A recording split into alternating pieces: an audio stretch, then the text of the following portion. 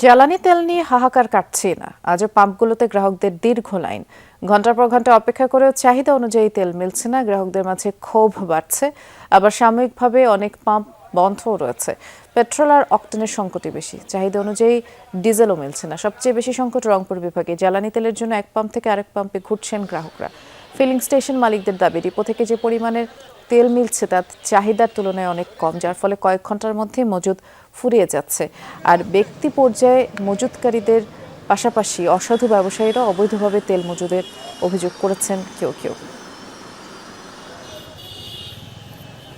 আমরা প্রত্যেকটা পাম্পে যাচ্ছি, যাওয়ার পরে দেখছি 1.5 ঘন্টা 3 ঘন্টা 4 ঘন্টা 5 ঘন্টা 6 ঘন্টা দাঁড়িয়ে থাকা লাগছে। এখন যদি এইটা সরকার দ্রুত সমাধান না করতে পারে তাহলে ভবিষ্যতে তো আরো ভয়াবহ রূপ ধারণ করবে। 2টা দিকে আসবে দিবে, আবার কেউ কেউ বলতেছে 3টায় দিবে। বাসা ধরে বসে রয়েছে আর কি।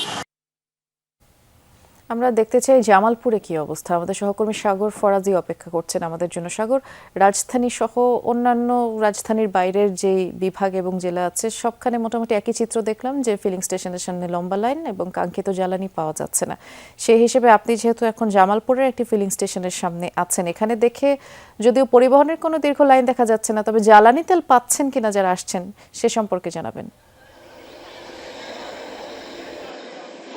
দেখুন বৃষ্টি, এই আপনি যেমনটি বললেন এই চিত্র কিন্তু আজকের নয়।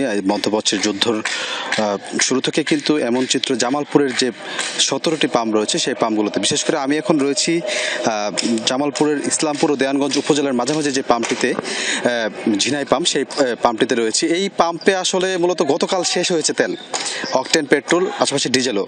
তো সেই তেল না থাকায় কিন্তু এখন সরবরাহ করতে না পারায় পাম্প কিন্তু বন্ধ হয়ে পড়ে আছে।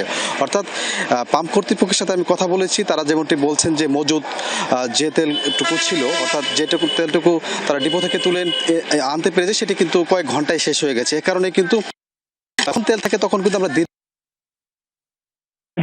দাঁড়িয়ে রয়েছে দেখলাম যে এখানে দাঁড়িয়ে রয়েছে এই তেলের জন্য, কিন্তু তারা কিন্তু তেল না পেয়ে কিন্তু ফিরে ফিরে যাচ্ছেন। তো বিশেষ করে সবচেয়ে বেশি সমস্যা হচ্ছে যে এটি কৃষি প্রধান একটি অঞ্চল, এই অঞ্চলে ডিজেলের চাহিদা সবচেয়ে বেশি, সেই ডিজেলও কিন্তু কম পাচ্ছেন বলে অভিযোগ রয়েছে। তো সব মিলে যদি বলছে জেলা প্রশাসনের পক্ষ থেকে বিভিন্ন তেল সংকটের বিভিন্ন নিরসনের জন্য কিন্তু বিভিন্ন আয়োজন করা হলেও সেটি কিন্তু আদৌ কাজে লাগছে না। তো সেই জায়গা থেকে আরো বেশিভাবে আসলে এই বিষয়গুলো পর্যবেক্ষণ করার দাবি জেনেছেন স্থানীয়রা। বৃষ্টি, ধন্যবাদ, আপনি জানাচ্ছিলেন আমাদেরকে বিস্তারিত। সাগর।